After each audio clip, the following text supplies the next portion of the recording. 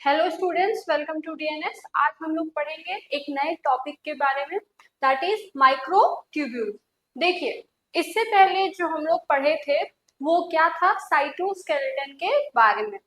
Cytoskeleton एक ऐसा part होता है सेल के अंदर जो कि सेल को स्ट्रक्चर उसका जो है उसके लिए इम्पोर्टेंट होता है, स्ट्रक्चर प्रोवाइड करने में, सेल को इंटरेक्ट करने में, और भी बहुत सारी फंक्शंस जो हैं हम लोग पढ़े थे। तो ये सारे फंक्शंस जो हैं वो साइटोस्केलेटन के होते हैं।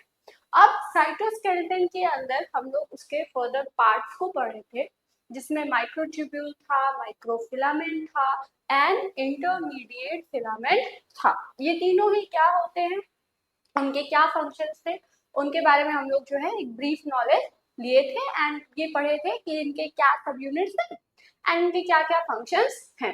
आज का हमारा टॉपिक है माइक्रोट्यूब्यूल्स। तो इसके अंदर आज हम लोग सारे इसके कंपोजिशन कैसे हैं, इसका क्या इंपॉर्टेंस है, ये सारी चीजें पढ़ेंगे। तो चलिए स्टार्ट करते हैं। सबसे पहले हमें पता होना चाहिए कि आखिर साइटोस्केलेटन जो है वो क्या है। तो साइटोस्केलेटन है क्या? साइटोस्केलेटन एक इंट्रासेलुलर नेटवर्क होता है जिसमें ढेर सारे प्रोटीन के फिलामेंट्स जो है वो प्रेजेंट होते हैं। इसके अंदर बहुत सारे इसके पार्ट्स होते हैं जिनसे ये मिलकर के बना हुआ होता है। साइटोस्केलेटन की अगर हम लोग बात करें तो मेनली 3 टाइप्स जो हैं वो साइटोस्केलेटन फिलामेंट्स के होते हैं। ये होते हैं actin filament, intermediate filament and microtubules. तो आज हम लोग जो है माइक्रोट्यूब्यूल्स के बारे में पढ़ेंगे। तो ये जो फाइबर्स हैं या कह सकते हैं ये जो स्ट्रक्चर्स हैं ये पॉलीमर्स होते हैं एंड स्मॉल प्रोटीन यूनिट्स होते हैं इनके, जिनसे मिल करके जो कि आपस में इंटरैक्ट करके जो है इस स्ट्रक्चर को बनाते हैं। एंड इनका जो इंटरेक्शन है, बहुत इंपॉर्टेंट चीज, ये जो इंटरेक्शन है ये कैसा इंटरेक्शन होता है, ये इंटरेक्शन नॉन कोवेलेंट इंटरेक्शन होता है। ठीक है, तो each type of the filament जो है उसके डिस्टिंक्ट स्ट्रक्चर्स हैं, स्ट्रक्चरल प्रॉपर्टीज हैं एंड इनके डिफरेंट डिफरेंट डायनामिक्स हैं एंड इसका डिफरेंट डिफरेंट बायोलॉजिकल रोल्स जो है वो होता है। सभी फिलामेंट का अपना एक यूनिक स्ट्रक्चर, एक यूनिक फीचर कह सकते हैं वो होता है। तो यहाँ से डायरेक्ट क्वेश्चन बन सकते हैं क्या क्या, कि what is cytoskeleton,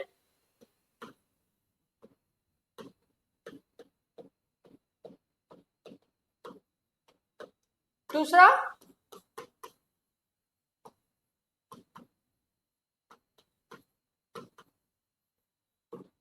what are it's type. तो ये दोनों क्वेश्चन का आंसर आपको अपने नोट्स में खुद से ऐड करना होगा। ठीक है, कैसे करेंगे, इससे पिछला लेक्चर जो भी पढ़ा होगा उसको अच्छे से समझ में आ गया होगा कि हमें साइटोस्केलेटन में क्या चीज लिखनी है एंड इसके जो पार्ट्स हैं, इसके जो टाइप्स हैं, ये क्या क्या हैं, उनके क्या जो है वो सब यूनिट है, क्या उनके फंक्शंस हैं। ठीक है, तो ये तो डिपेंड करता है कि किस तरह के टाइप ऑफ क्वेश्चंस में ये क्वेश्चन पूछा जा रहा है। अगर वेरी शॉर्ट में है तो ज्यादा एक्सप्लेन करने की जरूरत नहीं है। अगर मान लीजिए यही question long answer type question में आ गया तो आप तीनों पार्ट्स को बताएंगे, उसके अच्छे से कंपोजिशन को बताएंगे, उनका अलग अलग से हेडिंग देके उनके रोल्स के बारे में बताएंगे। तो ये सारी चीजें आपको आई होप समझ में आ गई होंगी। अगर कोई ऐसा स्टूडेंट है जो कि डायरेक्ट इस लेक्चर को देख रहा है तो आप पहले इससे पहला जो लेक्चर था हमारा लेक्चर नंबर 1 उसे जरूर देखिएगा, नहीं तो अगर आप वो नहीं देखें तो इसमें थोड़ा सा आपको कंफ्यूजन होगा। ठीक है, चलिए अब हम लोग माइक्रोट्यूब्यूल्स की बात करेंगे।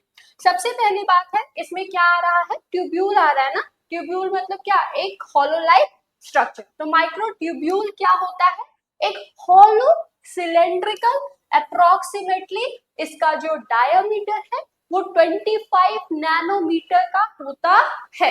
तो माइक्रोट्यूब्यूल एक ऐसा ट्यूब्यूल है जो कि सिलिंड्रिकल नेचर का है, 25 नैनोमीटर का डायमीटर इसका होता है।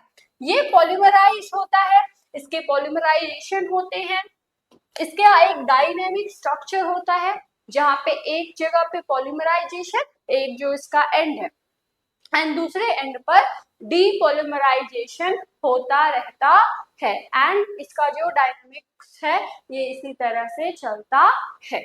अब अगर हम लोग बात करें कि ये कहाँ पे प्रेजेंट होता है, तो जितने भी यूकैरियोटिक सेल्स हैं उनमें ये प्रेजेंट होगा। अब ह्यूमंस में ये प्रेजेंट होगा कि नहीं, ऑब्वियसली ह्यूमन यूकैरियोटिक है ना, तो उसमें भी तो प्रेजेंट होगा ही। अब देखिए जो बेसिक बिल्डिंग ब्लॉक होता है इस माइक्रोट्यूब्यूल का, ये होता है अल्फा बीटा ट्यूब्यूलिन्स। ठीक है, ये इनके जो सब यूनिट्स हैं वो होते हैं, एक होता है अल्फा ट्यूबुलिन एंड एक होता है बीटा ट्यूबुलिन। ये अल्फा बीटा ट्यूबुलिन हेट्रोडाइमर होते हैं।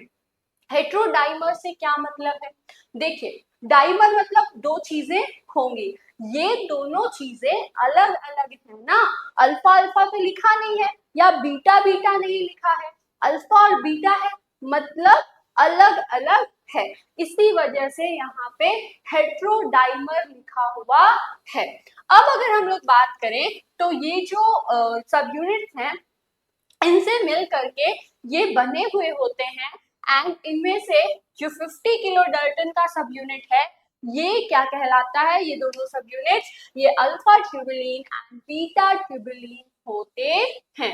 अगर हम लोग ट्यूबुलिन्स की बात करें कि ये जो ट्यूबुलिन्स हैं ये कैसे नेचर के होते हैं, कैसे प्रोटीन्स होते हैं, तो ये ट्यूबुलिन्स जो है ये ग्लोबुलर प्रोटीन्स होते हैं एंड ये जितने भी यूकैरियोट्स हैं उन सभी में पाए जाते हैं।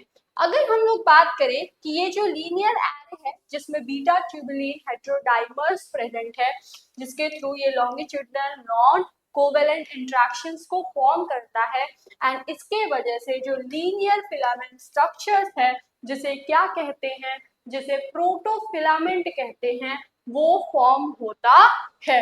अगर हम लोग माइक्रोट्यूब्यूल्स की बात करें तो इसमें 13 लैटरली जो स्ट्रक्चर्स है एसोसिएटेड प्रोटोफिलामेंट है वो मिलकर के बनाते हैं एक हॉलो सिलेंड्रिकल स्ट्रक्चर को एंड इसका जो डायमीटर है वो कितना होता है, 25 नैनोमीटर का होता है। However, कुछ ऐसे एग्जाम्पल्स भी हैं जहाँ पे जो माइक्रोट्यूब्यूल है उनके पास डिफरेंट नंबर ऑफ प्रोटोफिलामेंट होता है, जैसे कि किसी किसी में 11 होता है, किसी किसी में 15, मतलब 11 से लेके 15 के बीच में होता है। तो पहले आप इसे नोट करिए।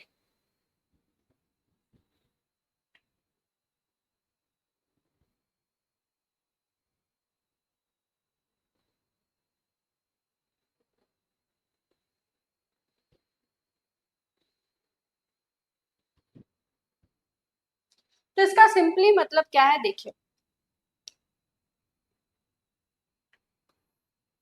माइक्रोट्यूब्यूल्स जो है ना प्रोटोफिलामेंट से मिलकर के बने हुए होते हैं, ये अल्फा बीटा ट्यूब्यूल्स जो हैं ये प्रोटोफिलामेंट को बनाते हैं। ऐसे ही 13 प्रोटोफिलामेंट जब मिलते हैं तब ये 13 प्रोटोफिलामेंट मिलकर के बनाते हैं एक structure that is called as microtubule. तो एक माइक्रोट्यूब्यूल में कितने प्रोटोफिलामेंट प्रेजेंट होते हैं, दैट इज 13 मैक्सिमम केसेस में, लेकिन कहीं कहीं पे ये वेरिएशन भी देखने को मिलता है, जैसे कि 11 से लेके 15 तक कुछ कुछ ऑर्गेनिज्म में देखने को मिलता है। किसी किसी में 11 प्रोटोफिलामेंट से ही माइक्रोट्यूब्यूल बन जाता है, मतलब माइक्रोट्यूब्यूल का जो स्ट्रक्चर है वो फॉर्म होता है, किसी किसी में 12 प्रोटोफिलामेंट से माइक्रोट्यूब्यूल जो है वो फॉर्म होते हैं, लेकिन ऑन एन एवरेज मैक्स जो इंडिविजुअल्स हैं उनमें 11 से लेके 15 तक देखने को मिलता है, लेकिन ज्यादातर जो मेजर केस है वो है 13 प्रोटोफिलामेंट्स का। ठीक है, चलिए अब उसके बाद अगर हम लोग बात करें कि ये जो 13 प्रोटोफिलामेंट है जो कि बहुत इंपॉर्टेंट है, क्यों, क्योंकि इन्हीं से मिलकर के माइक्रोट्यूब्यूल बन रहा है, ये अलाइन होते हैं पैरेलल वे में एंड ये सेम पोलैरिटी से अरेंज होते हैं। यहाँ पे अल्फा ट्यूबुलिन जो है ठीक है, इसे अल्फा लिख लीजिएगा। अल्फा ट्यूबुलिन जो सब यूनिट है, इन सारे ही प्रोटोफिलामेंट्स के ये फेस करते हैं one and of the microtubule को, एंड जो बीटा सब यूनिट होते हैं वो अपोजिट एंड को फेस करते हैं। मतलब माइक्रोट्यूब्यूल जब बना है, होलो लाइक स्ट्रक्चर मान लीजिए ऐसा कुछ है इसका, ये आपको समझाने के लिए बता रहे हैं हम। तो इसका दो एंड हो गया ना, तो एक एंड पर जो प्रोटोफिलामेंट में अरेंज अल्फा सब यूनिट है वो रहेगा, एंड दूसरे एंड पर बीटा सब यूनिट इसका होगा। इसके बाद ये जो एंड्स हैं ये डेजिग्नेट होते हैं प्लस एंड से और माइनस एंड से। यहाँ पे ये जो डेजिग्नेशन है कि पॉजिटिव एंड एक होगा, एक एंड नेगेटिव एंड होगा, ये डेजिग्नेशन इनके डिफरेंट डायनामिक्स के ऊपर डिपेंड करता है एंड स्ट्रक्चरल प्रॉपर्टीज के ऊपर डिपेंड करता है। अगर हम लोग बात करें कि जो बीटा सब यूनिट है, जहां पे एक ऐसा एंड जहां पे बीटा सब यूनिट एक्सपोज है, बीटा सब यूनिट दिख रहा है, वो जो यूनिट होता है, वो जो एंड होता है, उसको हम लोग प्लस एंड कहते हैं। And plus and he fast growing होता है। क्यों? क्योंकि यहाँ पे जो है पॉलीमराइजेशन का प्रोसेस होता है। तो यहाँ पे आपको इतना चीज समझ में आ गया होगा कि दो एंड होगा, ठीक है, एक एंड पे बीटा प्रेजेंट होगा, बीटा एक्सपोज होगा, एक पे अल्फा। बीटा वाले को क्या कहते हैं? प्लस एंड कहते हैं। प्लस एंड इसलिए भी कहते हैं क्योंकि यहाँ पे पॉलीमराइजेशन होता है। क्या होता है? पॉलीमराइजेशन होता है। इससे पिछले वाले लेक्चर में हम लोग पढ़ रहे थे ना कि एक जगह पॉलीमराइजेशन होता है, एक जगह डीपॉलीमराइजेशन। तो पॉलीमराइजेशन कहाँ पे होता है? प्लस एंड पे। जो अल्फा एंड होता है ये नेगेटिव एंड या माइनस एंड कहलाता है। यहाँ पे डीपॉलीमराइजेशन होता है, ठीक है। उसके बाद अगर हम लोग अल्फा सब यूनिट की बात करें तो अल्फा सब यूनिट जहां पे एक्सपोज होता है वो माइनस एंड कहलाता है, एंड ये जो है पॉजिटिव एंड होगा, एंड ये स्लो ग्रोइंग होगा। अगर हम लोग माइक्रोट्यूब्यूल की बात करें तो अल्फा जो ट्यूबुलिन्स होते हैं वो नेक्स्ट होते हैं वन ऑफ द प्रोटोफिलामेंट, ठीक है। तो इस तरह का इनका स्ट्रक्चर होता है। इसके बाद अगर हम लोग स्ट्रक्चर और फंक्शंस की बात करें माइक्रोट्यूब्यूल्स के अंदर, तो माइक्रोट्यूब्यूल्स कैसे होते हैं? फिलामेंटस इंट्रासेलुलर स्ट्रक्चर इनका होता है। ये रिस्पॉन्सिबल होते हैं बहुत सारे डिफरेंट काइंड्स ऑफ फंक्शंस के लिए एंड मूवमेंट्स के लिए यूकैरियोटिक सेल के अंदर।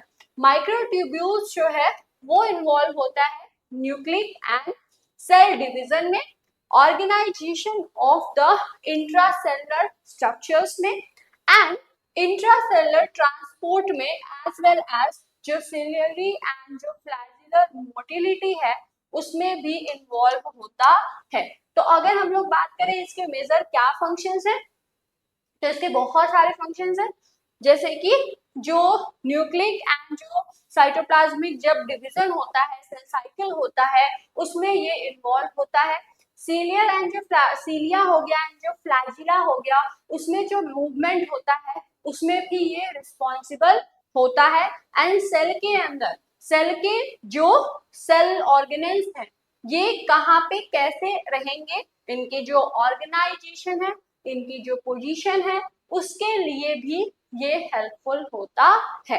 एंड अलोंग विद दैट जो ट्रांसपोर्टेशन के प्रोसेसेस होते हैं सेल्स में, उसमें भी ये इन्वॉल्व होते हैं। उसके बाद अगर हम लोग बात करें कि ये जो फंक्शंस हैं माइक्रोट्यूब्यूल्स के, ये इतने ज्यादा इम्पोर्टेंट हैं कि अगर ये ना हो, ये अगर फंक्शन ना करे तो क्या यूकैरियोटिक सेल्स में बहुत सारे जो काम है वो रुक नहीं जाएंगे। अगर मान लीजिए जैसे अगर सेल डिवीजन की ही हम लोग बात कर लेते हैं, तो सेल डिवीजन में जब मेटाफेज होता है उसके बाद जब एनाफेज आता है तो वहां पे क्या होता है? क्रोमोसोम सेग्रीगेट होते हैं ना, उस सेग्रीगेशन में सेपरेशन में माइक्रोट्यूब्यूल्स का इम्पोर्टेंस होता है। वही दोनों क्रोमोसोम्स को क्या करता है, पोल्स के तरफ लेकर जाता है। अगर ये फंक्शन नहीं करेगा तो क्या होगा, एक सेल के पास सारे ही क्रोमोसोम आ जाएंगे और दूसरे के पास कोई भी क्रोमोसोम नहीं होगा। तो इस तरह के बहुत सारी चीजें हैं जहाँ पे अगर माइक्रोट्यूब्यूल नहीं फंक्शन करेगा तो दिक्कत हो सकती है। अगर हम लोग बात करें तो माइक्रोट्यूब्यूल जो है वो सेल के अंदर बहुत सारे क्रिटिकल फंक्शन को परफॉर्म करता है एंड इस वजह से इसकी जो इम्पोर्टेंस है ये इनके कंपोजिशन में भी इसी वजह से जो है इनका जो कंपोजिशन है ये बहुत ज्यादा इम्पोर्टेंट है। हाउएवर इनकी जो असेंबली एंड डिसअसेंबली है वो जो है इनके जो फंक्शंस हैं ये रेगुलेशन के थ्रू किए जाते हैं और इस चीज का ध्यान रखा जाता है कि ये जो एक डायनेमिक प्रोसेस इनके अंदर चल रहा है असेंबली का डिसअसेंबली का, ये प्रोसेस सही से चले। ठीक है, क्यों? क्योंकि अगर माइक्रोट्यूब्यूल सही से वर्क नहीं करेंगे, माइक्रोट्यूब्यूल सही से फॉर्म नहीं होंगे तो वो सही से वर्क नहीं करेंगे। अब वो सही से वर्क नहीं करेंगे तो उनसे रिलेटेड जितने भी काम हैं सेल में वो सही से नहीं होगा और जिसकी वजह से जो यूकैरियोटिक ऑर्गेनिज्म है वो क्या करेगा, वो सफर करेगा। तो इस वजह से माइक्रोट्यूब्यूल का बनना तो बहुत इम्पोर्टेंट है ही, साथ ही साथ में माइक्रोट्यूब्यूल्स का जो रेगुलेशन है वो भी बहुत ज्यादा इम्पोर्टेंट होता है। उसके बाद अगर हम लोग बात करें तो इसमें जो है 3 तरह के माइक्रोट्यूब्यूल्स होते हैं। एक होता है सिंगलेट माइक्रोट्यूब्यूल, एक होता है डबलेट माइक्रोट्यूब्यूल एंड एक होता है ट्रिपलेट माइक्रोट्यूब्यूल। तो सिंगलेट माइक्रोट्यूब्यूल में क्या होता है कि एक ही तरह के इस तरह से होता है इसका, ठीक है, कि 13 प्रोटोफिलामेंट्स हैं एंड ये मिलकर के एक माइक्रोट्यूब्यूल को बनाए हैं। एंड ये जो है सिंगलेट माइक्रोट्यूब्यूल, इसमें क्या प्रेजेंट होता है, 13 प्रोटोफिलामेंट प्रेजेंट होता है। ये कहाँ पे पाया जाता है, साइटोसोल में। ये जो सिंगलेट माइक्रोट्यूब्यूल है ये बहुत ही कॉमन टाइप ऑफ माइक्रोट्यूब्यूल होता है, लेकिन बहुत सारे ऐसे स्पेशलाइज्ड माइक्रोट्यूब्यूल्स भी हैं जो कि एग्जिट होते हैं।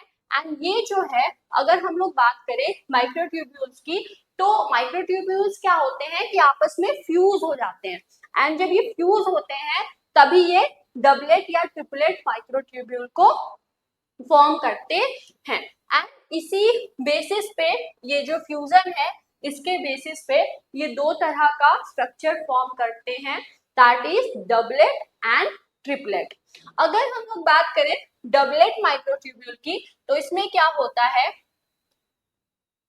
इस तरह से स्ट्रक्चर होगा जिसमें पहले वाले में तो 13 प्रोटोफिलामेंट होगा ही, दूसरे वाले में 10 और 11 प्रोटोफिलामेंट रहेंगे एंड ये इससे आकर के अटैच हो जाएंगे। तो यहाँ पे देखिए 2 स्ट्रक्चर दिख रहा है ना, इस वजह से इसे डबलेट माइक्रोट्यूब्यूल कहा जाता है। तो इसमें जो है 10 से लेके 11 प्रोटोफिलामेंट जो है जो कि इनकम्प्लीट मैनर में, देखिए आप ये पूरा सर्कल नहीं है, ये आधा बना है, आधे से जाके इससे पूरे से कंप्लीट जो है 13 प्रोटोफिलामेंट उससे जाकर के फ्यूज हो गया।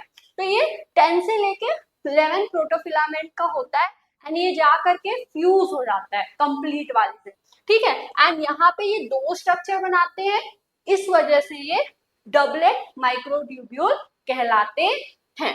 अब अगर हम लोग बात करें तो ये जो इनकम्प्लीट सेकेंड माइक्रोट्यूब्यूल है इन्हें बीटा ट्यूब्यूल कहेंगे, ये फ्यूज होंगे इंटायर 13 प्रोटोफिलामेंट से, जो इसमें कि ये जो है ये फ्यूज किससे कर रहे हैं, पहले वाले से, फर्स्ट माइक्रोट्यूब्यूल से, जो कि क्या है, कंप्लीट माइक्रोट्यूब्यूल है, जिसके अंदर क्या है, जिसके अंदर पूरा का पूरा 13 प्रोटोफिलामेंट प्रेजेंट है एंड यहाँ पे ये ए ट्यूब्यूल कहलाएगा, ठीक है।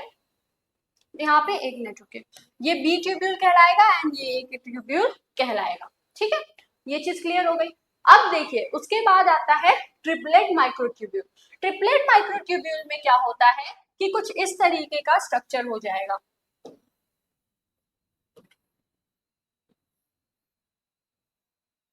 एक 13 कंप्लीट होगा और 2 उससे इनकम्प्लीट वाले आकर के जुड़ जाएंगे। तो ट्रिपलेट माइक्रोट्यूब्यूल में क्या होता है, एडिशन होता है 10 और 11 प्रोटोफिलामेंट का, और ये जो है ये जा करके ये इनकम्प्लीट जो थर्ड माइक्रोट्यूब्यूल है जिसे सी ट्यूब्यूल कहेंगे, ये जा करके second microtubule that is B tubule से मिलकर जा करके मिल जाएंगे। ठीक है, तो ये क्या था, ये था ना, ये बी हुआ, ये दोनों जब था तब क्या कह रहा था, तब ये डबलेट माइक्रोट्यूब्यूल कहला रहा था। इसमें कितने थे, 10 और 11।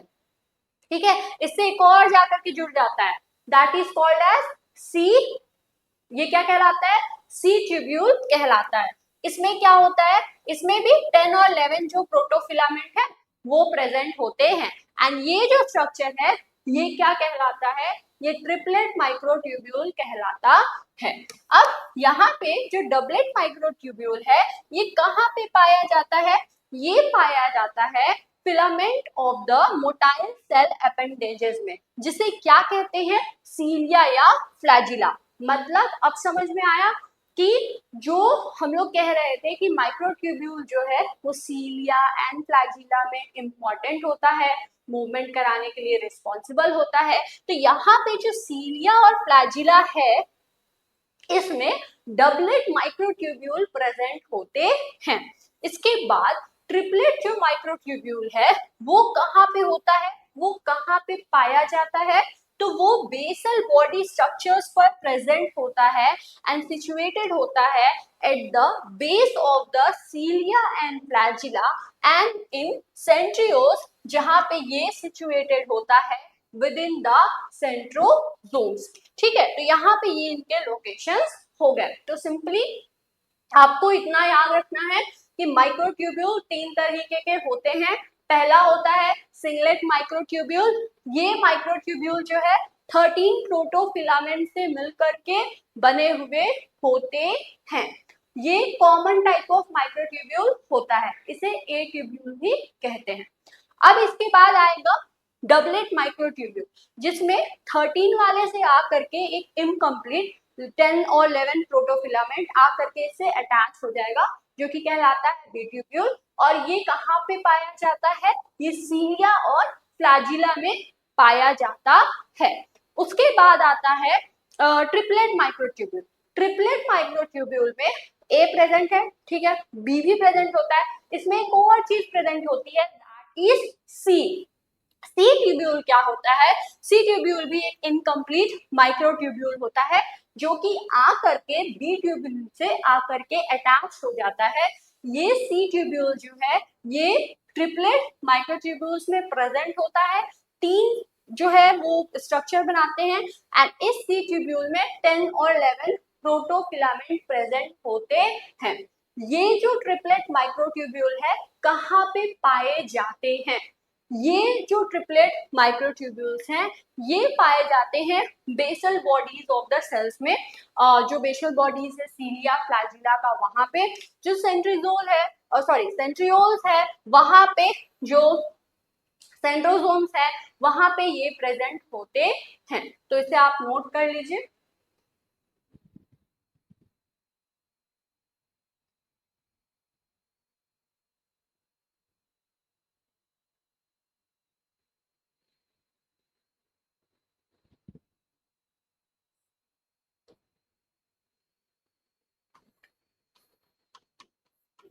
अब माइक्रोट्यूब्यूल्स के अंदर एक बहुत इंपॉर्टेंट चीज आती है दैट इज एमटीओसी। एमटीओसी क्या होता है, माइक्रोट्यूब्यूल ऑर्गेनाइजिंग सेंटर। तो माइक्रोट्यूब्यूल ऑर्गेनाइजिंग सेंटर क्या होता है, अभी तक हम लोग को ये पता चल गया है कि 2 एंड होता है, एक पे अल्फा ट्यूबुलिन दूसरे पे बीटा ट्यूबुलिन होगा, एक एंड प्लस एंड, एक एंड नेगेटिव एंड होगा।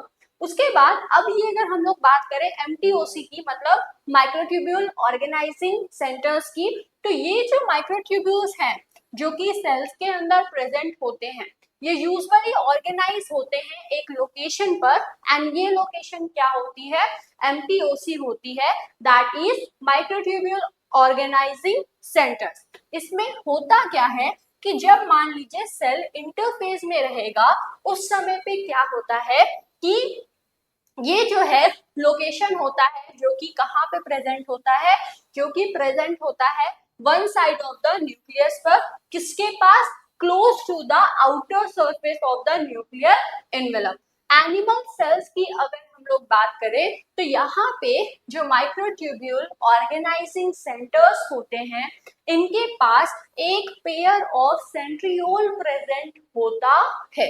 ये सेंट्रियोल क्या कहलाता है? ये सेंट्रियोल सेंट्रोसोम कहलाता है.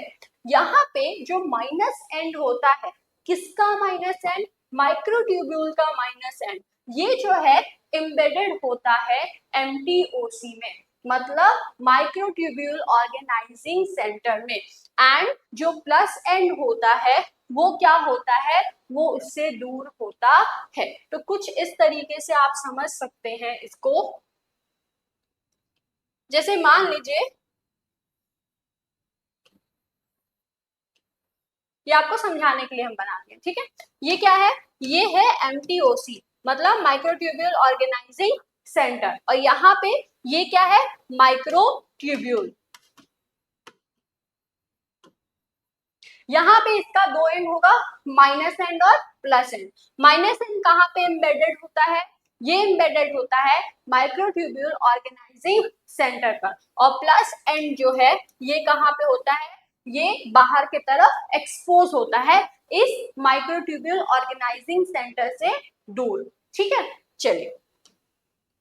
उसके बाद ये जो है, अगर हम लोग बात करें one of the known protein of the microtubule organising centre के, ये जो है फॉर्म करते हैं ट्यूबुलिन्स को, जो कि क्या कहलाते हैं? Lambda tubulin. एंड ये जो है which does not form the microtubule itself and does not become incorporated into the microtubules, but does appear to the function in the nucleation of the microtubule formation. And इसी वजह से ये जो tubulin होते हैं ये एक कम्प्लेक्स को फॉर्म कराते हैं. ये क्या कहलाते हैं? Lambda tubulin ring complex. ठीक है, और ये लैम्बडा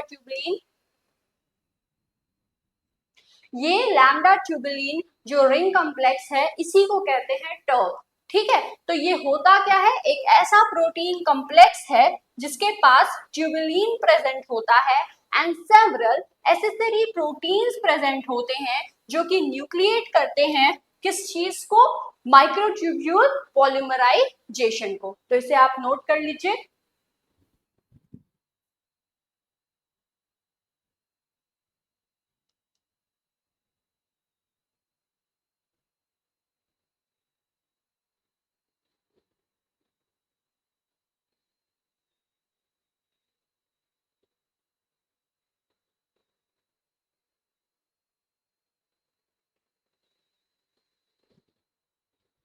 तो माइक्रोट्यूब्यूल ऑर्गेनाइजिंग सेंटर क्या है? एक ऐसा, समझ लीजिए, एक ऐसा लोकेशन है, एक ऐसा पार्ट है जो कि हेल्प करता है माइक्रोट्यूब्यूल को ऑर्गेनाइज करने में.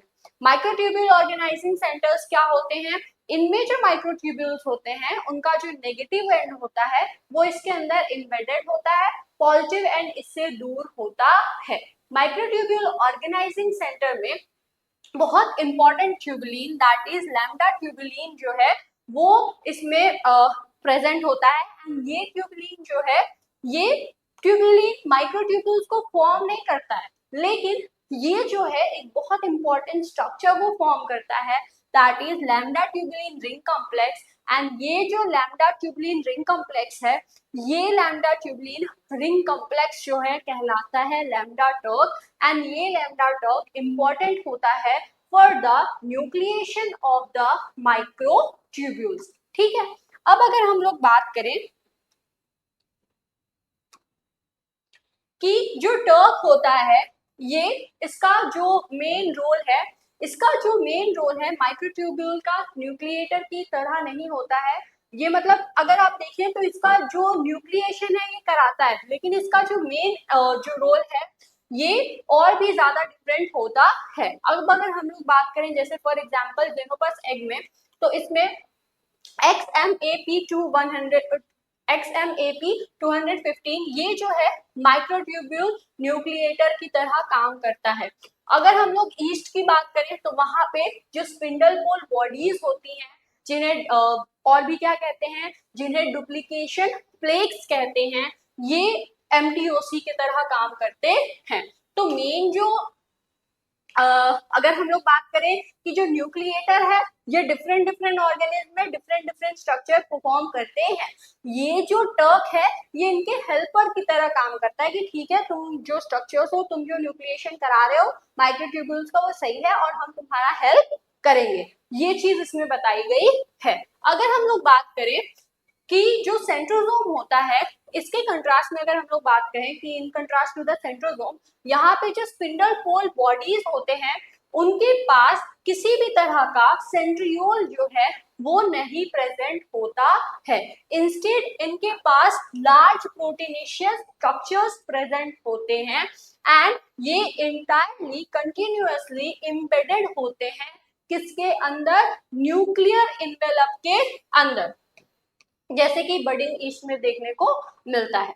और inserted into the nuclear envelope जो कि जो माइटोसिस है उससे पहले होगा, तो ये फिजन ईस्ट में देखने को मिलेंगे। इसी वजह से जो स्पिंडल पोल बॉडीज होते हैं वो क्या होते हैं, उनके पास ये एबिलिटी होती है कि वो ऑर्गेनाइज कर सके two type of the microtubules को। ये क्या होते हैं, ये न्यूक्लियर एंड साइटोप्लाज्मिक माइक्रोट्यूब्यूल होते हैं। यहाँ पे इनका जो फंक्शन है ये फंक्शन क्रोमोसोम सेग्रीगेशन का होता है एंड न्यूक्लियर पोजिशनिंग का होता है।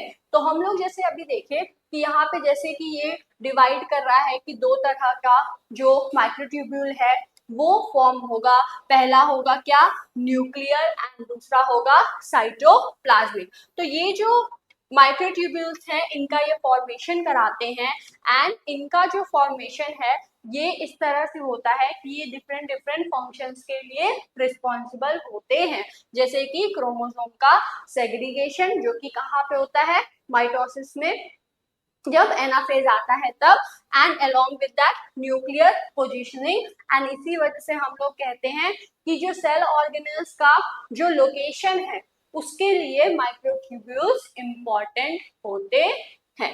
इसके बाद अगर हम लोग बात करें सिमिलरली जो एमटीओसी है, माइक्रोट्यूब्यूल ऑर्गेनाइजिंग सेंटर, ये बहुत सारे प्लांट्स में किसी भी तरह का कोई भी जो सेंट्रियोल है इनमें नहीं पाया जाता है, but they can still function as MTOC. ठीक है, तो लेकिन फिर भी वहां पे भी ये एमटीओसी के तरह काम करते हैं।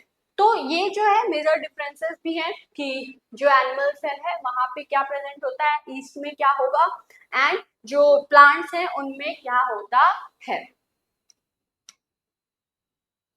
अब अगर हम लोग बात करें कि जो माइक्रोट्यूब्यूल की पॉलीमराइजेशन है वो कैसे होता है, हम लोग कहते हैं कि जो माइक्रोट्यूब्यूल है उसका बहुत डायनामिक स्ट्रक्चर है। तो आखिर जो उसके डायनामिक्स हैं वो क्या है, तो माइक्रोट्यूब्यूल एक डायनामिक स्ट्रक्चर है जिसका कॉन्स्टेंटली उसके ऊपर पॉलीमराइजेशन एंड डीपोलाइमराइजेशन का प्रोसेस होता रहता है। मतलब वो कॉन्स्टेंटली पॉलीमराइज एंड डीपोलिमराइज होता है। इसके बाद अगर हम लोग इसके बात करें कि इसका जो पॉलीमराइजेशन होता है वो होता है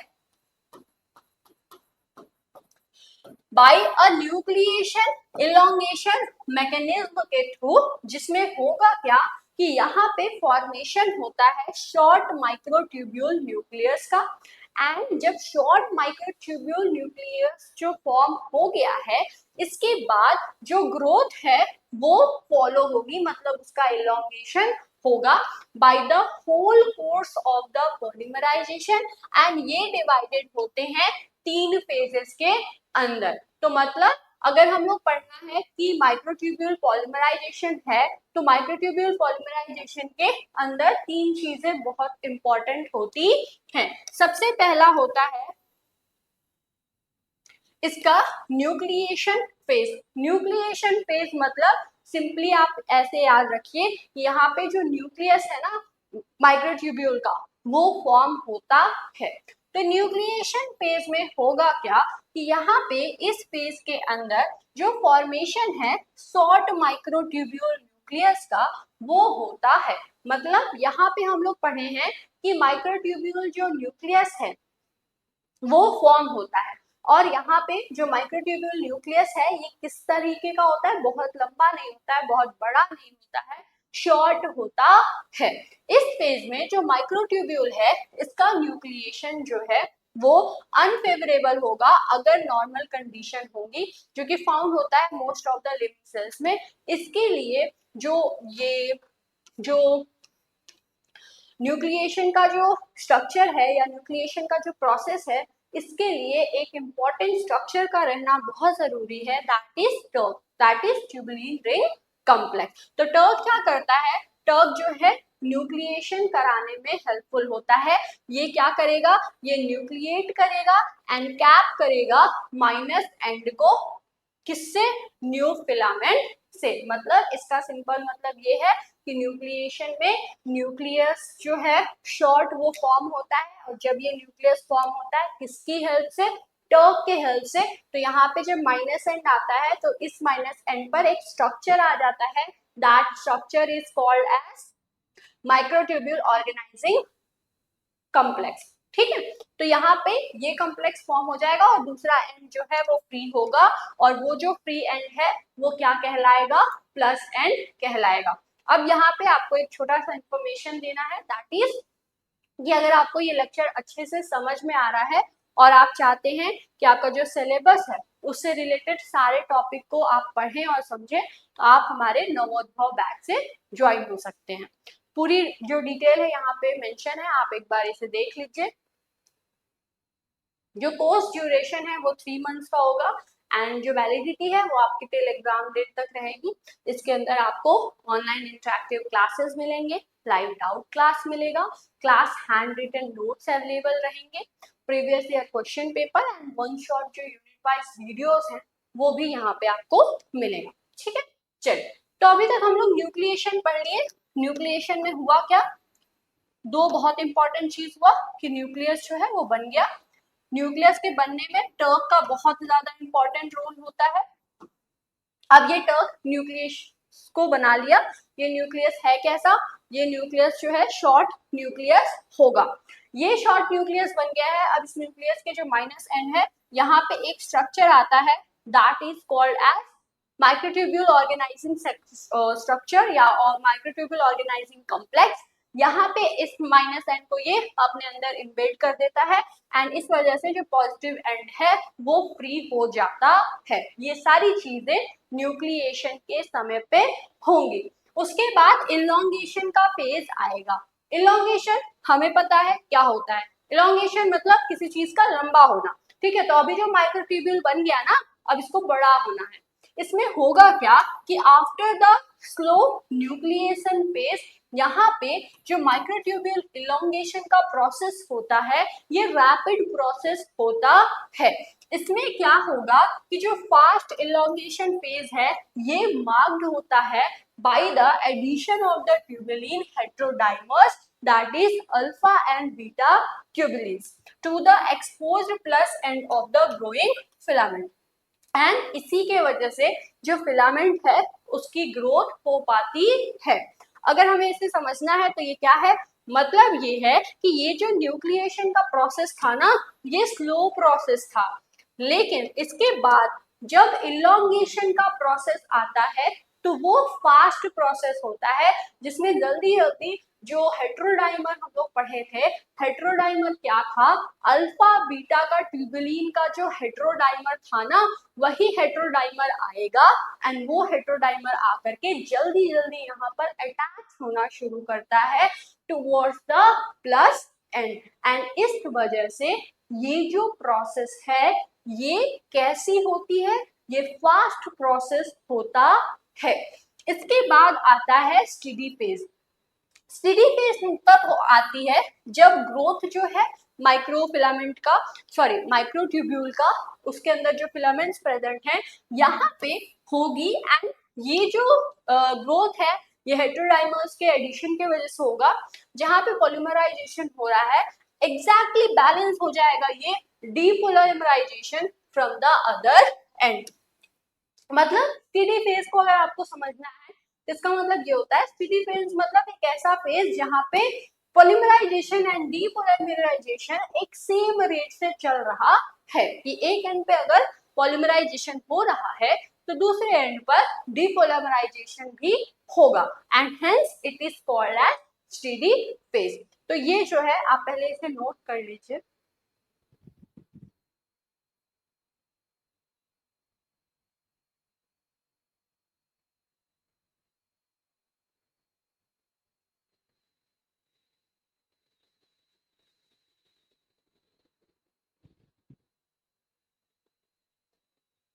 तो तीन चीजें होंगी, सबसे पहले क्या होगा, न्यूक्लिएशन।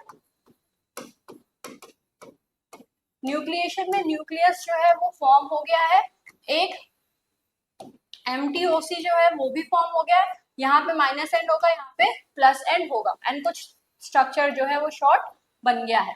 उसके बाद क्या आएगा, उसके बाद इलोंगेशन का फेज आएगा। इलोंगेशन में होगा क्या कि यहाँ पे जो प्लस एंड बना था ना, ये जल्दी जल्दी जल्दी जल्दी यहाँ पे पॉलीमराइजेशन होगा, ठीक है, ये सारी चीजें होंगी। पॉलीमराइजेशन इसका फास्ट होगा, ये प्रोसेस क्या था, ये प्रोसेस स्लो था, ये प्रोसेस क्या होगा, ये फास्ट होगा। अब यहाँ पे तीसरा चीज आता है, that is steady phase. Steady phase में क्या होता है, स्टेडी फेज में जैसे ये अगर ये स्ट्रक्चर है, तो यहाँ पे जैसे कि यहाँ पे अगर पॉलीमराइजेशन हो रहा है ना, तो उसी रेट से यहाँ पे डीपॉलीमराइजेशन भी होता है, एंड ये प्रोसेस चलता रहता है, और ये प्रोसेस ही स्टेडी फेज कहलाता है, ठीक है। उसके बाद अब हम लोग पढ़ेंगे फंक्शन ऑफ माइक्रोट्यूब्यूल्स के। तो माइक्रोट्यूब्यूल्स के क्या क्या फंक्शन होंगे, आई होप अभी तक आपको एकदम रटा हो, आप एकदम रट भी लिए होंगे, क्योंकि इतनी बार हम आपको बता चुके हैं क्या क्या होगा। देखिए, माइटोसिस में होता है, कब होता है, जब क्रोमोसोम का सेग्रीगेशन होता है तब। सेल के अंदर जो सेल ऑर्गेनल्स होते हैं, उनके लोकेशन को सेट करने के लिए, उन्हें लोकेशन को बताने के लिए ये इंपॉर्टेंट होंगे। तीसरी चीज, सीलिया फ्लैजिला के जो मूवमेंट्स होते हैं उसमें इंपॉर्टेंट होता है। चौथी चीज, जो सेल का जो मूवमेंट है, ठीक है, सेल के अंदर जो इंट्रासेलुलर जो कम्युनिकेशन है, जो मूवमेंट के प्रोसेस है, ट्रांसपोर्टेशन के प्रोसेस है, सॉरी मूवमेंट नहीं, ट्रांसपोर्टेशन, उसके प्रोसेस में भी ये हेल्पफुल होते हैं। तो अगर हम लोग फंक्शन की बात करें, तो माइक्रोट्यूब्यूल जो है सबसे पहली इंपॉर्टेंट चीज कि सारे ही यूकैरियोटिक सेल में प्रेजेंट होगा। इसका फंक्शन बहुत ही ज्यादा डाइवर्स है, किसी एक पर्टिकुलर फंक्शन को ये नहीं परफॉर्म करता है, बहुत सारे डिफरेंट डिफरेंट फंक्शंस ये परफॉर्म करता है। ये क्या करता है, ये डिटरमाइन करता है पोजीशन ऑफ द ऑर्गेनल्स को विद इन द सेल, ये डायरेक्ट करता है इंट्रासेलुलर ट्रांसपोर्ट को, जहां पे ये ट्रांसपोर्टेशन के लिए हेल्पफुल होता है, इसके थ्रू, वेसिकल्स के थ्रू, एंड जो ऑर्गेनल्स है उनका ट्रांसपोर्टेशन। जब आप ट्रांसपोर्टेशन पढ़े होंगे तो ट्रांसपोर्टेशन में क्या क्या पढ़े थे, ट्रांसपोर्टेशन में आप एंडोसाइटोसिस एक्सोसाइटोसिस को पढ़े थे ना, उसके फिर डिफरेंट डिफरेंट टाइप्स, उनके प्रोसेसेस सब हम लोग पढ़े हैं। तो उसमें एक चीज बहुत इंपॉर्टेंट थी, दैट वाज वेसिकल। वेसिकल के थ्रू होता है ना, अब अलग जैसे अगर फैगोसाइटोसिस हो रहा है तो वहां पे फैगोसोम बनेगा, ठीक है। अगर आप एक्सोसाइटोसिस की बात करें तो वहां पे वेसिकल फॉर्म होगा और वो जाके बाहर निकालेगा चीजों को। तो ओवरऑल जो ट्रांसपोर्टेशन में वेसिकल का बहुत इंपॉर्टेंट रोल होता है। तो यहाँ पे जो ट्रांसपोर्टेशन है इन वेसिकल्स का, ऑर्गेनल्स का, इनको कराने में जो माइक्रोट्यूब्यूल है उसका बहुत इंपॉर्टेंट रोल होता है। उसके बाद सेग्रीगेशन ऑफ द क्रोमोसोम्स के लिए भी ये इंपॉर्टेंट होता है, ठीक है। तो जो सेल डिवीजन हो रहा है वहां पे सेग्रीगेशन में भी ये इंपॉर्टेंट होता है। कैसे इंपॉर्टेंट होता है, यहाँ पे ये जो माइटोटिक स्पिंडल है उसका फॉर्मेशन करता है एंड उनके थ्रू ही ये सेपरेट करता है। ये जो माइक्रोट्यूब्यूल होते हैं इनका ये इंपॉर्टेंस होता है कि ये स्ट्रक्चरल फ्रेमवर्क जो है उसके तरह काम करते हैं और इन द फ्लैजिला एंड सीलिया, जो कि फंक्शन करता है एज मोटाइल स्ट्रक्चर। तो मोटाइल स्ट्रक्चर को फॉर्म करने के लिए भी ये इंपॉर्टेंट होते हैं। नॉन मोटाइल सीलिया का जो फंक्शन होता है वो सेंसरी होता है एंड सिग्नलिंग डिवाइस की तरह ये एक्ट करता है on the surface of the cell. अगर हम लोग प्लांट सेल की बात करें तो यहाँ पे एरे ऑफ माइक्रोट्यूब्यूल्स जो है वो प्रेजेंट होते हैं। ये हेल्प करते हैं कि जो पैटर्न है सेल वॉल का वो किस तरीके से होगा, उनकी सिंथेसिस किस तरीके से होगी, एंड ये डिटरमाइन करते हैं कि जो प्लेन है सेल वॉल फॉर्मेशन का, जब साइटोकाइनेसिस यहाँ पे होती है तो ये प्लेन किस तरीके से फॉर्म होगा। तो यहाँ पे इन शॉर्ट आप पढ़ सकते हैं या समझ सकते हैं कि प्लांट्स के अंदर अगर हम लोग बात करें कि जो माइक्रोट्यूब्यूल्स हैं इनका क्या मेजर फंक्शन होता है, तो प्लांट्स के अंदर जो सेल वॉल फॉर्मेशन है, उनका जो डायरेक्शन है, उनकी जो सिंथेसिस है, उसको ये हेल्प करती है कि तुम किस तरीके से फॉर्म करोगे। उसके बाद ये जो सेल प्लेट है साइटोकाइनेसिस के समय पे जो प्लांट सेल होते हैं उनमें साइटोकाइनेसिस कैसे होता है, सेल प्लेट के थ्रू होता है ना, तो उसको सेल प्लेट को फॉर्म करने के लिए भी ये हेल्पफुल होती है। यहाँ पे अभी कुछ बच्चे ऐसे होंगे जिनको ये थोड़ा सा नहीं समझ में आ रहा होगा कि साइटोकाइनेसिस क्या है और ये कैसे होता है। ठीक है, तो हम समझा देते हैं। साइटोकाइनेसिस क्या है, division of the cytoplasm during the cell division. अब सेल डिवीजन हो गया, ठीक है, प्रोफेज, मेटाफेज, एनाफेज, टेलोफेज हो गया माइटोसिस में, ठीक है। अब इसके बाद साइटोकाइनेसिस होगी ना, तभी तो वो दोनों एक सेल दो सेल में बनेगा। तो यहाँ पे अगर हम लोग प्लांट सेल की बात करें तो यहाँ पे पहले सेल प्लेट का फॉर्मेशन होता है और ये फिर जाकर के इनलार्ज होता है एंड फाइनली जो दो सेल है ये फॉर्म हो जाते हैं। तो ये केस कहाँ पे होता है, ये केस होता है प्लांट्स के अंदर, ठीक है। प्लांट्स में साइटोकाइनेसिस ऐसे होता है, ठीक है। और यहाँ पे ये जो सेल प्लेट है इसमें बहुत सारी चीजें इंपॉर्टेंट होती हैं इसके फॉर्मेशन के लिए, इसके डायरेक्शन के लिए, लेकिन उसमें से एक फैक्टर क्या होता है, माइक्रोट्यूब्यूल भी होता है जो कि इसके फॉर्मेशन के लिए हेल्पफुल होता है। अब अगर आप वही बात कर लें एनिमल सेल्स की, तो एनिमल सेल्स में सेल प्लेट नहीं फॉर्म होता है। एनिमल सेल्स में जब साइटोकाइनेसिस होती है तो यहाँ पे फरो फॉर्मेशन होता है, जहां पे अगर मान लीजिए अगर ये एक सेल है तो इसके किनारे पे एट द मिडल कुछ फरो लाइक स्ट्रक्चर प्रेजेंट होने लगते हैं एंड ये फरो जो है इनलार्ज होने लगता है एंड देन ये दो सेल्स में फॉर्म हो जाएंगे। तो साइटोकाइनेसिस को हमें याद रखना है कि एनिमल्स में सेल प्लेट नहीं बनता है, फरो फॉर्मेशन के थ्रू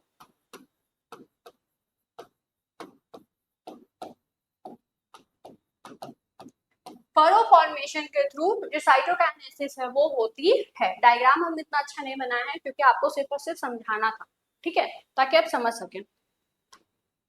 यहाँ पे एक टॉपिक आया था साइटोकाइनेसिस, इस वजह से ये बता दिए थे। इसको आप कभी भी अपने नोट्स में मत लिखिएगा, ठीक है, ये सिर्फ समझाने के लिए था कि साइटोकाइनेसिस क्या होता है, ठीक है।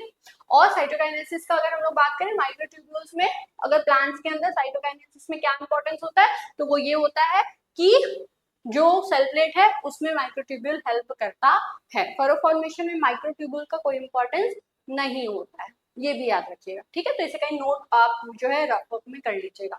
चलिए, अब उसके बाद हम लोग पढ़े हैं माइक्रोट्यूब्यूल को, और वो कैसा है, एक डायनेमिक स्ट्रक्चर है। इसको मेंटेन करने के लिए, इसको रेगुलेट करने के लिए भी बहुत ज्यादा इंपॉर्टेंट प्रोसेसेस होते हैं। उस इंपॉर्टेंट प्रोसेसेस में बहुत सारे इंपॉर्टेंट प्रोटीन्स इन्वॉल्व होते हैं। तो जो मोटर प्रोटीन्स हैं ये बहुत इंपॉर्टेंट होते हैं एंड माइक्रोट्यूब्यूल में कौन से दो मोटर प्रोटीन्स हैं जो कि हेल्पफुल हैं, इनका क्या काम है, चलिए पढ़ते हैं। तो सबसे पहले two types of motor proteins जो है वो भी इन्वॉल्व होते हैं, कब, during the formation of the microtubule. अब ये क्या करते हैं, कैसे रेगुलेट करते हैं, चलिए पढ़ते हैं। सबसे पहले होता है काइनेसिन, ठीक है, दूसरा होता है डाइनिन। तो काइनेसिन की अगर हम लोग बात करें तो ये रिस्पॉन्सिबल होता है for moving vesicles and organelle from the cell body towards the synaptic terminals, ठीक है। तो जब माइक्रोट्यूब्यूल फॉर्म हो गया है एंड देन उसके बाद उसको रेगुलेट करना है, उसके जो फंक्शंस हैं उनके समय पे एंड उसके जो फंक्शंस हैं उनको रेगुलेट करने के लिए ये मोटर प्रोटीन्स जो है वो आते हैं। फॉर्मेशन में एमटीओसी, अल्फा बीटा जो ट्यूबुलिन्स हैं हेटेरोडाइमर वो इन्वॉल्व होते हैं। जब फॉर्मेशन हो गया उसके बाद मोटर प्रोटीन्स आते हैं। तो काइनेसिन क्या है, वो रिस्पॉन्सिबल है for the moving of the vesicle and organelles from the cell body towards the synaptic terminals में। ये एक मोटर प्रोटीन है जिसका जो है नाम ये क्या है, काइनेसिन है। ये कंस्ट्रक्ट होता है from the two identical heavy chains and two identical light chains. ठीक है, तो ये कुछ इस तरीके से इसके स्ट्रक्चर हैं। तो अगर हम लोग बात करें, इसके पास दो चीजें होती हैं, identical heavy and light chain. ठीक है, यह रहा काइनेसिन का स्ट्रक्चर। तो इसके पास हैवी चेन प्रेजेंट होगा एंड लाइट चेन प्रेजेंट होते हैं। इसको अच्छे से समझा देते हैं हम आपको। ये देखिए, ये एक माइक्रोट्यूब्यूल है, ये इसका प्लस एंड है, ये इसका माइनस एंड है। ये जो है यहाँ पे एमटीओसी प्रेजेंट होंगे ड्यूरिंग द फॉर्मेशन। उसके बाद अब माइक्रोट्यूब्यूल में काइनेसिन इन्वॉल्व होते हैं, इनके पास हैवी चेन और लाइट चेन होते हैं। उसके बाद एक और प्रोटीन होता है दैट इज डाइनिन। ठीक है, इसके पास भी हैवी चेन और लाइट चेन प्रेजेंट होता है। उसके बाद अगर हम लोग बात करें साइटोप्लाज्मिक डाइनिन के, तो ये रिस्पॉन्सिबल होता है for the movement of the cilia and flagella. मतलब देखिए, अगर आप इसके फंक्शंस को पढ़े हैं तो आपको ये समझ में आ गया है कि जो माइक्रोट्यूब्यूल है वो मेम्ब्रेन जो सेल है उसके ट्रांसपोर्टेशन के लिए हेल्पफुल होता है। तो ट्रांसपोर्टेशन में जब वो वेसिकल्स का ट्रांसपोर्टेशन करता है तो उस समय पे कौन सा मोटर प्रोटीन हेल्पफुल होता है, उस समय पे काइनेसिन जो है वो हेल्पफुल होता है। उसके बाद आप ये भी पढ़े फंक्शंस में कि जो माइक्रोट्यूब्यूल है वो formation of the cilia and flagella के लिए हेल्पफुल होता है। उसके बाद जब ये सीलिया फ्लैजिला बन गया उसके बाद इनके काम में कौन से प्रोटीन्स और हेल्प करते हैं, इसमें साइटोप्लाज्मिक जो डाइनिन्स हैं ये इसका हेल्प करते हैं। किसमें हेल्प करते हैं, ये हेल्प करते हैं for the movement of the cilia and flagella. तो सीलिया फ्लैजिला में माइक्रोट्यूब्यूल तो प्रेजेंट है ही, लेकिन इसके मूवमेंट में एक और मोटर प्रोटीन भी इंपॉर्टेंट होता है और वो मोटर प्रोटीन डाइनिन होता है। साइटोप्लाज्मिक डाइनिन जो है वो एक ह्यूज प्रोटीन कॉम्प्लेक्स होता है जिसके पास दो आइडेंटिकल हैवी चेन प्रेजेंट होता है and a variety of intermediate and light chains जो हैं वो इसमें प्रेजेंट होते हैं। तो ये जो है ये साइटोप्लाज्मिक डाइनिन के बारे में बताया गया है, इसे आप नोट कर लीजिए। माइक्रोट्यूब्यूल थोड़ा सा हार्ड टॉपिक होता है और बहुत सारे बच्चों को समझ में नहीं आता है, ठीक है, लेकिन आप अगर इसके बेसिक्स को क्लियर रखिएगा तो आपको समझ में आ जाएगा कि माइक्रोट्यूब्यूल आखिर क्या है। तो माइक्रोट्यूब्यूल की अगर हम लोग बात करें तो बहुत सारे ऐसे जो ड्रग्स हैं या बहुत सारे ऐसे केमिकल्स हैं जो कि माइक्रोट्यूब्यूल्स को इनहिबिट करते हैं या फिर फेवर करते हैं। तो ये क्या क्या है, किस तरीके से ये फंक्शन करते हैं, उनके बारे में अभी हम लोग पढ़ेंगे। तो ड्रग्स और chemicals related to microtubule functioning और माइक्रोट्यूब्यूल फॉर्मेशन। अब ये जो ड्रग्स हैं या ये जो केमिकल्स हैं ये किस तरीके का इफेक्ट शो करते हैं, पॉजिटिव इफेक्ट शो करते हैं, मतलब ये फेवर कर रहे हैं माइक्रोट्यूब्यूल के फॉर्मेशन में या उसके फंक्शन में, या फिर नेगेटिव इफेक्ट को शो कर रहे हैं। मतलब उसको मान लीजिए कोई ऐसा ड्रग है जो कि पॉलीमराइजेशन को रोक रहा है, कोई ऐसा ड्रग है जो कि न्यूक्लिएशन को रोक रहा है, कोई ऐसा ड्रग है जो कि उसके किसी और फंक्शन को रोक रहा है, तो उससे क्या होगा, उससे वो नेगेटिव इम्पैक्ट को शो करेगा। ठीक है, तो सबसे पहले हम लोग नोकोडाजोल के बारे में बात करेंगे। ये क्या करता है, ये कॉज कराता है माइक्रोट्यूब्यूल्स को, ताकि ये क्या हो सके, ये डीपोलिमराइज हो सके किसमें, ट्यूबुलिन सब यूनिट में। मतलब नोकोडाजोल एक ऐसा ड्रग है, एक ऐसा केमिकल है जो कि माइक्रोट्यूब्यूल्स को डीपोलिमराइज करने का काम करता है। उसके बाद कॉलकाइसिन, ये जो है ये क्या करता है, ये बाइंड करता है ट्यूबुलिन सब यूनिट से एंड ये प्रिवेंट करता है पॉलीमराइजेशन प्रोसेस को, किसमें, माइक्रोट्यूब्यूल्स में। उसके बाद आ गया कॉल्सेमिड। कॉल्सेमिड क्या करता है, ये बाइंड करता है ट्यूबुलिन सब यूनिट से एंड प्रिवेंट करते हैं पॉलीमराइजेशन के प्रोसेस को। उसके बाद आता है टैक्सोल। टैक्सोल जो है वो बाइंड होता है, स्टेबलाइज करता है माइक्रोट्यूब्यूल को एंड प्रिवेंट करता है डीपोलिमराइजेशन के प्रोसेस को।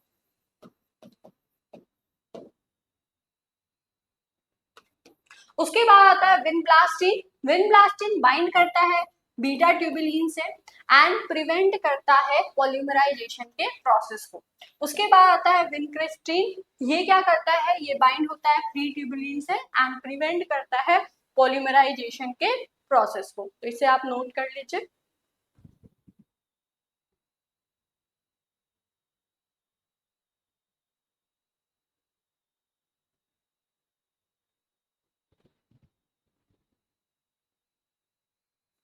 ये कुछ ऐसे ड्रग्स हैं जिनका जो फार्मास्यूटिकल यूज है, मेडिसिनल यूज है, ये होता है। ठीक है, अब हम लोग थोड़ा सा हिस्ट्री ऑफ माइक्रोट्यूब्यूल्स के बारे में पढ़ लेते हैं। माइक्रोट्यूब्यूल्स जो है सबसे पहले किसके द्वारा डिस्कवर किया गया था।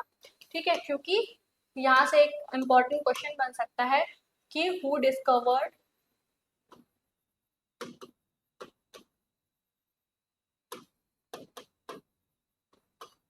ट्यूब्यूल।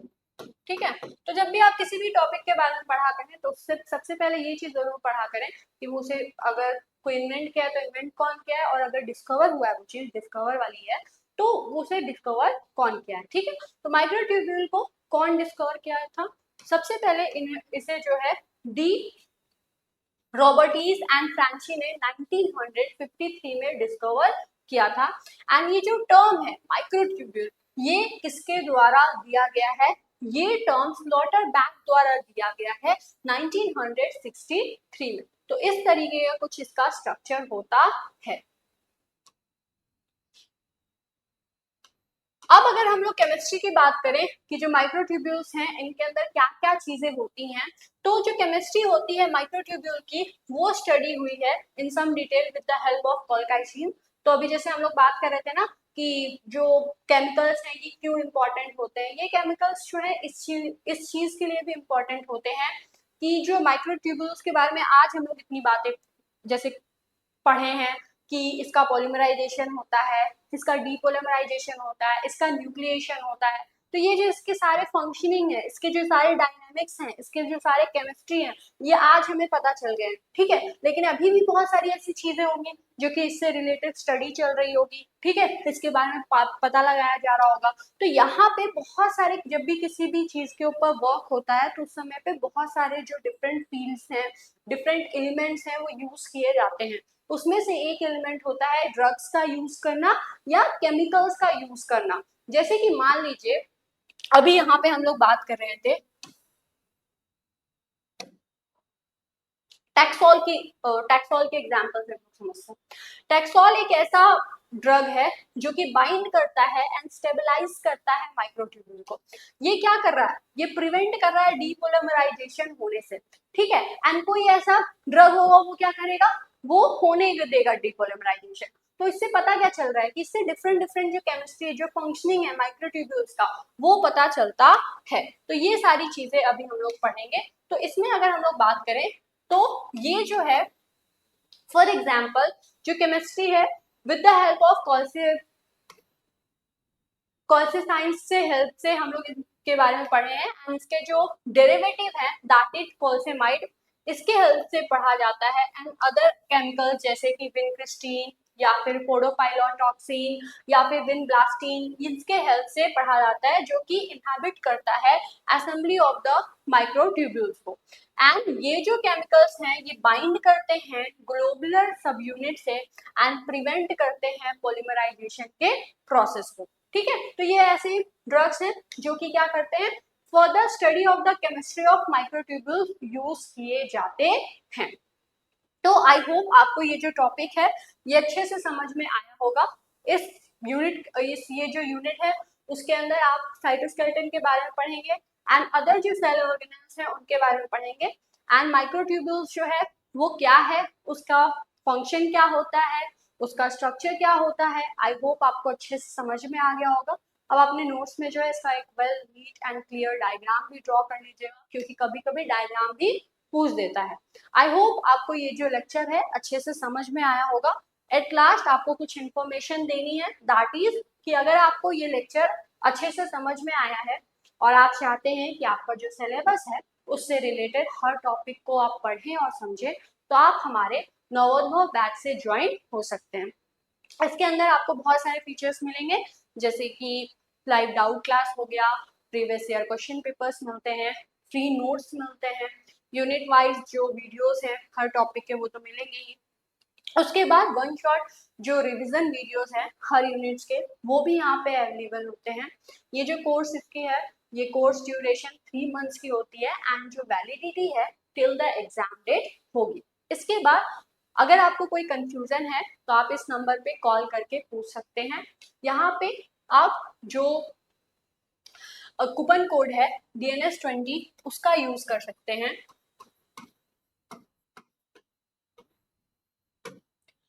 एंड इसके थ्रू जो है आपको 20% रिलैक्सेशन वो मिलेगा। ठीक है, तो आई होप आपको ये सारी चीजें अच्छे से क्लियर हो गई होंगी। यहाँ पे ये थोड़ा सा गलत है, आप इसे सही देख लीजिएगा, that is DNS20 coupon code. अगर आप इसको यूज करेंगे तो इससे आपको 20% जो रिलैक्सेशन आपके फीस में वो मिलेगी। आई होप आपको ये लेक्चर अच्छे से समझ में आया होगा। मिलते हैं हम लोग नेक्स्ट लेक्चर में एक नए टॉपिक के साथ, तब तक के लिए thanks for watching this video.